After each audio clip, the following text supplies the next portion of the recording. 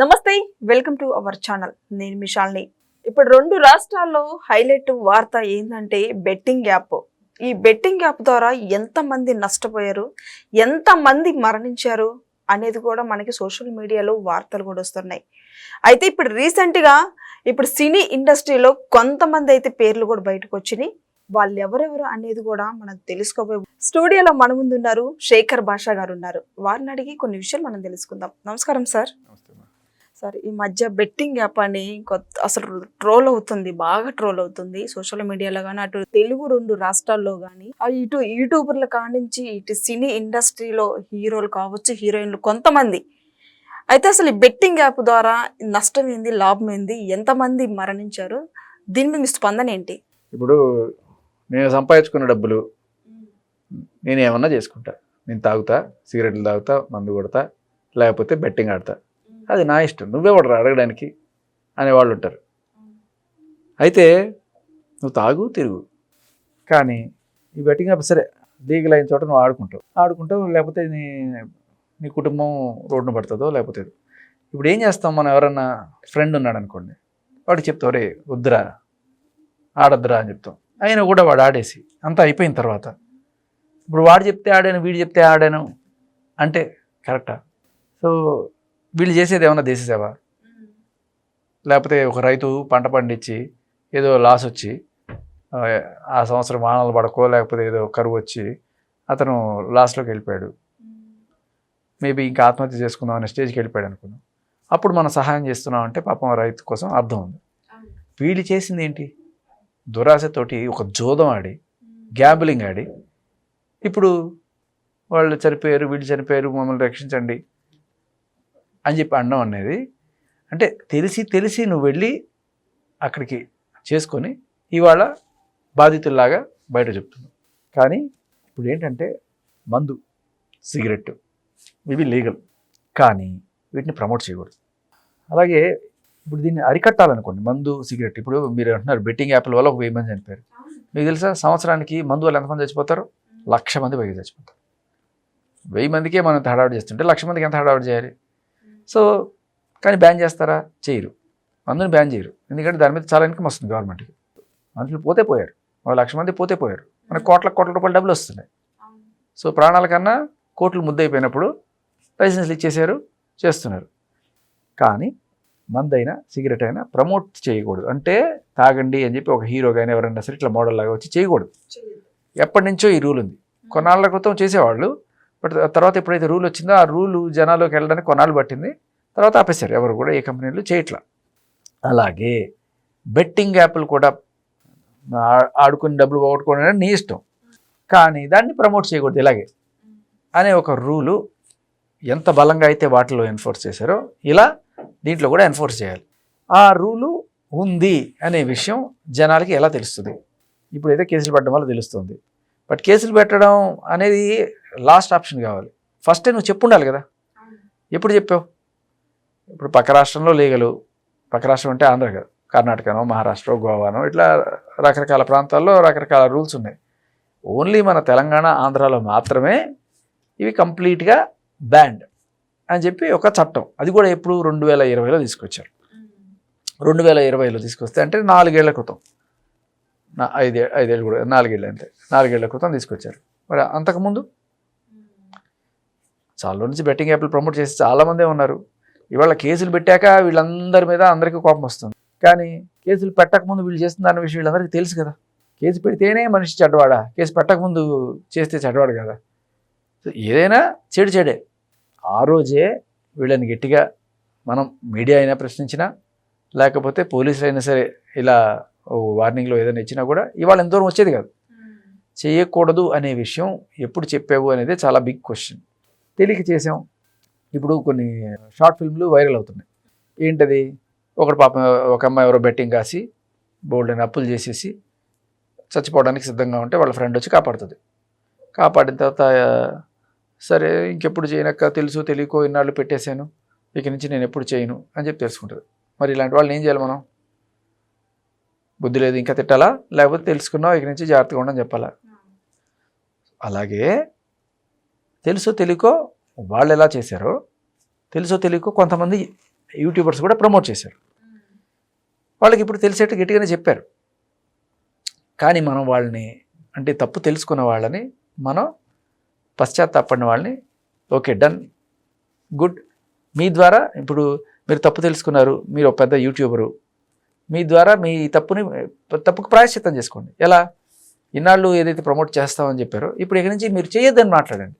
మీరు చాలామంది ఇన్ఫ్లుయెన్స్ చేయగలరు కదా, మీ తప్పుకు ప్రాయశ్చిత్తం చేసుకోండి, మంచిది.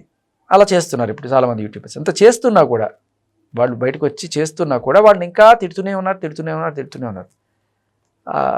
మనం అంటే కొద్దిగా పెద్ద మనసుతోటి ఎవరైతే తప్పు చేసామని ఒప్పుకొని తెలుసుకొని క్షమాపణలు అడిగిన వాళ్ళని క్షమించడం అనేది కొంతమంది అంటారు.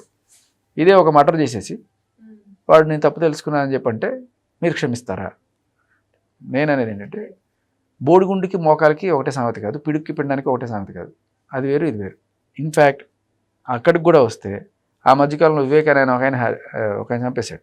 మర్డర్లు చేసిన వాళ్ళు కూడా ఆఖరికి తప్పు తెలుసుకున్నాము లేకపోతే ఇన్ఫర్మేషన్ కోఆపరేషన్ చేసిన దీంట్లో నేను మర్డర్ చేసిన ఒప్పుకొని కూడా ఆయన ఉన్నాడు కదా. ఇదంతా దారుణమైనది అయితే కాదు, కానీ ఒక మనిషి తప్పు తెలుసుకున్నప్పుడు అతని ద్వారా దానికి ఏదో ఒక రకంగా అంటే నేను అనేది ఏంటంటే అసలు శిస్తులైన న్యాయం నిజంగానే వీళ్ళ వల్ల ఎవరన్నా సరే ప్రాణాలు కోల్పోయారా అనే కోణంలో మనం విచారిస్తే అవును వీళ్ళ వల్ల లేదా అంటే ఇందాక చెప్తుంది కదా అమ్మాయి, నేను ఏదో తెలుసో తెలియకో డబ్బులు వస్తాయని చెప్పి ఆశతో పెట్టాను అని చెప్పి. తెలుసో తెలియకో ఆవిడ ఎట్లా చేసిందో వీళ్ళు తెలుసో తెలియకో అలాగే చేశారు. కాబట్టి తెలుసో తెలియకో చేసిన వాళ్ళని మనం చేయొచ్చు, కానీ తెలిసి చేసిన వాళ్ళని మాత్రం గట్టిగా వేసుకోవాలి. ఇప్పుడు యూట్యూబర్లో ఎంతమంది ఉన్నారు, ఎవరెవరు మనకి అంటే ఎఫ్ఐఆర్లో పెట్టిన పేర్లు అయితే పంజగుట్లో 11 మంది, మియాపూర్లో 25 మంది, అందులో పెద్ద పెద్ద స్టార్స్ కూడా ఉన్నారు కదా. ఈ యూట్యూబ్లో వాళ్ళకి పేర్లు ఎంతమంది, వాళ్ళ పేర్లు అంటే నాకు తెలిసిన వాళ్ళు బిగ్ బాస్లో కొంతమంది చెప్పండి, పేర్లు చెప్పండి. విష్ణుప్రియ, టేస్టీ తేజ, నైని పవని అండ్ రీతు చౌదరి, ఇంకా కొంతమంది ఉన్నారు. వీళ్ళు ఆల్రెడీ స్టేషన్కి వెళ్ళి వాళ్ళు ఆల్రెడీ పోలీసులు కోఆపరేట్ చేయడం, వాళ్ళకి ఎవరెవరు ఎలా చేయమని అడిగారనే విషయాలు వాళ్ళు ఏముంటే అవి పోలీసులతో కోఆపరేట్ చేసి చెప్పారు, దాంట్లో ఏం లేదు. బట్ ఇంకా చాలామంది ఉన్నారు, వాళ్ళ దగ్గర నుంచి కూడా పోలీసులు ఇన్ఫర్మేషన్ గ్యాదర్ చేసి ఈ రాకెట్ని ఛేదించాలి. అంటే వీళ్ళు ఏముంది జస్ట్ ప్రమోట్ చేసిన వాళ్ళు. ఓ సబ్బు ఉంది, సబ్బు రాసుకుంటే తెల్లగా తలతలాడతారంటారు అనుకోండి, కొనుక్కుంటారు, నేను పూసుకున్నాను తెల్లగా కాలేదు అని చెప్పి వాటి మీద కేసు పెడతారు. మధ్యలో హోర్డింగ్లో ఎవరో ఒక అమ్మాయి ఆ సబ్బు పట్టుకొని కనబడుతుంది, ఈఎంఐ కూడా కేసు పెట్టండి అంటే పెట్టాలి కూడా, అది కూడా ఇప్పుడు చట్టం వచ్చింది. బట్ నేను చెప్పేది వాళ్ళని పట్టుకోవాలి, ఈ సబ్బు ఏదైతే చేశారో వాళ్ళని పట్టుకోవాలి. అలాగే దానికి ఉపయోగపడే వాళ్ళు వీళ్ళు. ఇప్పుడు ఏంటంటే మిగతా అనుకోండి పెద్ద పెద్ద కంపెనీలు బయట కనబడుతుంటే వాటి అడ్రస్లు ఉంటాయి, ఆన్లైన్ బెట్టింగ్ యాప్లు అలా ఉండవు. వాళ్ళని పట్టుకోవాలంటే ఇలాగే వెళ్ళాలి దారి. ఎలా ఎవరైతే వీళ్ళకి ఈ కాంట్రాక్ట్లు అప్పగించారో వాళ్ళని పట్టుకుంటేనే వాళ్ళ ద్వారా వాళ్ళ ఫోన్ నెంబర్లు లేకపోతే వాళ్ళ లొకేషన్లు దొరికితే వాళ్ళని వెళ్ళి అడగడమో చేయడమో చేస్తారు. బట్ అగైన్ వాళ్ళని ఎంతవరకు చేయగలరు? వాళ్ళు తెలంగాణ ఆంధ్రాలో ఉన్నారా, అవుట్ ఆఫ్ తెలంగాణ ఉన్నారా? అవుట్ ఆఫ్ తెలంగాణ ఉన్నప్పుడు వాళ్ళు మా లా ఆఫ్ ల్యాండ్ బేస్ చేసుకొని చేసాము అని చెప్పి వాళ్ళని తప్పించుకునే ప్రయత్నాలు చేస్తారా? ఇవన్నీ మనం చూడాలి. ఇవన్నీ పోలీసుల ముందు ఉన్న ఛాలెంజ్లు. అయితే సినీ ప్రముఖులు ఎవరెవరు ఉన్నారు, వాళ్ళ పేర్లు ఏంటి చెప్పండి మరి. అంటే రానా ఉన్నారు, మంచు లక్ష్మి ఉన్నారు, ఇంకా చాలామంది పేర్లు వస్తాయి. అంటే వీళ్ళందరూ ప్రకాష్ రాజ్ గారి పేరు కూడా వచ్చింది, విజయ్ దేవరకొండ పేరు వచ్చింది. వీళ్ళందరూ కూడా చెప్తున్నారు ఇవన్నీ కూడా లీగల్ అని మాకు చెప్పడంతో మేము చేసాము, బట్ ఇవాళ సడన్గా ఇల్లీగల్ అంటున్నారు. ఏది లీగల్ ఏది ఇల్లీగల్ ఎలా తెలుస్తుంది? ఒకవేళ బ్యాన్ చేస్తే మొత్తం బ్యాన్ చేయండి, మనకి ఎందుకు పబ్లిక్ గానే హోర్డింగ్లు కనబడుతున్నాయి, మెట్రో రైలు మీద ఇవి కనబడుతున్నాయి. సో ఇన్ని ఉన్నప్పుడు అది బ్యాండ్ అని మేము ఎలా అనుకుంటాం? మీరు గట్టిగా చెప్పాలి కదా, జనాలకి గట్టిగా తీసుకెళ్ళండి అనేది చాలామంది వాదన. మరి ఇందులో హైలైట్ వార్త ఇప్పుడు సుమా అని కూడా ఉందని వార్త వస్తుంది, మరి ఇది ఎంతవరకు వాస్తవం? అంటే చూసిన పేర్లలో ఆ పేరు లేదు ఎఫ్ఐఆర్లో, మరి ఇంకా కొత్తగా వేరే చోట ఏమైనా పెట్టారేమో తెలియదు. ఇప్పుడు మంచు లక్ష్మి మీద కూడా సీరియస్గా ఇప్పుడు వీళ్ళందరూ జైలుకి వెళ్ళే అవకాశం ఉంటుందంటారా, ఉండదంటారా? ఉండకపోవచ్చు, మోస్ట్లీ ఉండకపోవచ్చు. ఎందుకు అంటే 2022లో చేసిన చట్టం ఇది. దీంట్లో ఏంటంటే భారతదేశం మొత్తం మీద ఇంకెక్కడా లేదు ఇలాంటి చట్టం, ఓన్లీ మన తెలంగాణ ఆంధ్రప్రదేశ్లో మాత్రమే ఉంది. మన తెలుగు రాష్ట్రాల్లో అన్ని ఆన్లైన్ గేమ్లు, ఆన్లైన్ బెట్టింగ్ యాప్లని బ్యాన్ చేసినట్టు, వాటిని ప్రమోట్ చేయకూడదు అనే చట్టం ఉంది. కాకపోతే ఇది జనాలకి చాలామందికి తెలియకపోవడం వల్ల చేసింది. అయితే ఇది చేసిన తప్పుకి శిక్ష ఏంటి అంటే 1 సంవత్సరం వరకు జైలు శిక్ష, లేదు జరిమానా. సో జనరల్గా జరిమానానే వేసి పంపిస్తారు. రిపీట్ అఫెండర్స్ ఎవరైతే ఉంటారో, అంటే ఒకసారి ఇలాంటి కేసు ఈ కూడా మళ్ళీ చేశారనుకోండి బయటకు వచ్చి, అప్పుడు శిక్ష పడుతుంది. జనరల్గా జరిమానా ఉండే ఇది ఆదాయ ప్రకారం. సో ఈ చట్టం ప్రకారం పెట్టారా లేకపోతే వేరే చట్టం ప్రకారం పెట్టారా అనేది కూడా మనం చూడాలి. ఎందుకంటే ఈ చట్టం 2022లో వచ్చింది, బట్ పెట్టిన సెక్షన్లు కొన్ని వేరే ఉన్నాయి. 318 ఇట్లాంటివి పెట్టారు. దాంట్లో ఏంటంటే 3 ఏళ్ల వరకు జైలు శిక్ష లేదు జరిమానా, ఫైన్. సో ఏదైనా ఉండొచ్చు. జనరల్లీ ఫస్ట్ టైం వాళ్ళకి ఫైన్ వార్నింగ్ ఉంటుంది, సెకండ్ టైం చేస్తే ఇది ఉంటుంది. మనకి ఇప్పుడు బెట్టింగ్ యాప్ ద్వారా వార్తలు అయితే వస్తున్నాయి కదా, ఈ రోజు ఐపీఎల్ మ్యాచ్ స్టార్ట్ అవుతుంది, అంటే సాయంత్రానికి స్టార్ట్ అవుతుంది. సో దీని ద్వారా ఏమన్నా బెట్టింగ్ పెట్టే అవకాశాలు కూడా ఉన్నాయంటారా లేదంటారా? ఎందుకంటే ఆల్మోస్ట్ ఇప్పుడు జరుగుతుంది బెట్టింగ్. దీని మీద మీరు ఏం చెప్తారు మరి? నిజంగా చిత్తశుద్ధి ఉండి ఈ బెట్టింగ్ యాప్లను ఆపాలి అనుకుంటే, ఈ 4 ప్రమోటర్లను పెట్టినంత మాత్రాన వాళ్ళు ప్రమోట్ చేయడం అవుతుంది. ఇప్పుడు మందు తాగండి అని చెప్పి ఎవడు ప్రమోట్ చేయక్కర్లా. సరే, అలాంటి ప్రమోట్ చేసేవాళ్ళు లేరు ఇప్పుడు. అయినా మందు తాగడం ఆగిందా? తాగేవాడు కొనుక్కు శుభ్రంగా తాగుతున్నాడు, చచ్చేవాడు వస్తున్నాడు. అమ్మేవాళ్ళు మాత్రం శుభ్రంగా అమ్ముకుంటున్నారు కదా. సో మందు తాగడం ఎలా లీగల్ అయిపోయి ఇలా చేస్తున్నారో, అలాగే ఇప్పుడు ఈ బెట్టింగ్లా ఆడుతున్న వాళ్ళు ఎవరైతే ఉన్నారో వాళ్ళని కనుక పట్టుకొని ఒక 4 కేసులు పెట్టడం కనుక చేయగలిగితే ఒక గట్టి మెసేజ్ సొసైటీలో పంపించచ్చు. అమ్మో, మనం బెట్టింగ్ చేసామంటే మనం లోపలేస్తారు రోయ్, మనం ఇక చేయొద్దు అని ఆ భయం రావాలి. అప్పుడు వాళ్ళు మనం ఆపడానికి ప్రయత్నించాలి. అంతేగాని జస్ట్ ఇలా 4 మీద ఇన్ఫ్లుయెన్సర్స్ మీద కేసు పెట్టడం వల్ల ఇన్ఫ్లుయెన్సర్స్ ఆగుతారు ప్రమోట్ చేయకుండా, కానీ ఆడేవాడు వాడిని ఆపాలంటే ఇదే దారి.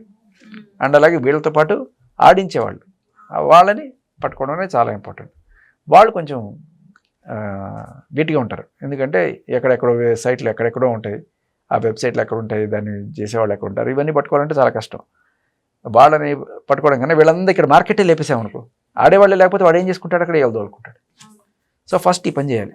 మన పోలీసులు చిత్తశుద్ధితో ఇవి చేస్తారని ఆశ. మరి బెట్టింగ్ యాప్ ద్వారా ఎంతమంది ఎంత సంపాదించుకొని ఉంటారంటావు? మనిషికి తేడా ఉంటుంది. కొంతమంది వేలల్లో, కొంతమంది లక్షల్లో, కోట్లలో సంపాదించిన వాళ్ళు కూడా ఉన్నారు. వాళ్ళ ఇన్స్టాగ్రామ్, ఫేస్బుక్, యూట్యూబ్ సబ్స్క్రైబర్స్ని బట్టి వాళ్ళ డిమాండ్ ఉంటుంది. ఓకే, మీరు ఎప్పుడైనా బెట్టింగ్ యాప్ గురించి ప్రమోట్ చేశారా? నిజం చెప్పండి. చెడు వినము చూడము.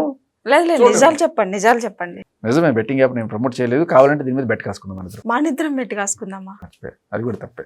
వద్దని ఇప్పుడు సీరియస్ గా సజ్జనార్ గారు యాక్షన్ తీసుకుంటుంటే మళ్ళీ మానిద్దరం కాసుకున్నాం అంటే బెట్టింగ్ యాప్ ద్వారా ఇంక జైలుకే డైరెక్ట్. ఇలా కాసుకోవచ్చు. ఆన్లైన్ లో కాసుకోకూడదు. అంటే నేను ఈ బయటికి వెళ్ళిపోయిన తర్వాత మన ఇద్దరం ఆన్లైన్ లో కాసుకోకూడదు. ఇలా కాసుకోవచ్చు. చెప్పండి ఎంత పందెం? మీరు ప్రమోట్ చేయలేదు అంటున్నారు బెట్టింగ్ యాప్ ద్వారా. మరి పంజాగుట్ట పోలీస్ స్టేషన్కి ఎందుకు వెళ్ళారు? పంజాగుట్ట పిఎస్కి ఎందుకు వెళ్ళానంటే, మన విష్ణుప్రియ అండ్ టేస్టీ తేజ వీళ్ళిద్దరూ కూడా ఆ ఎఫ్ఐఆర్లో ఉన్నప్పుడు వాళ్ళు కొంచెం కంగారు పడుతూ, సరే పోలీస్ స్టేషన్కి వెళ్దాం అనుకున్న టైంలో వాళ్ళకి ఏంటంటే మీడియా అంతా ఉన్నారు కదా, వెళ్ళడానికి కొంచెం భయంగా ఆగారు.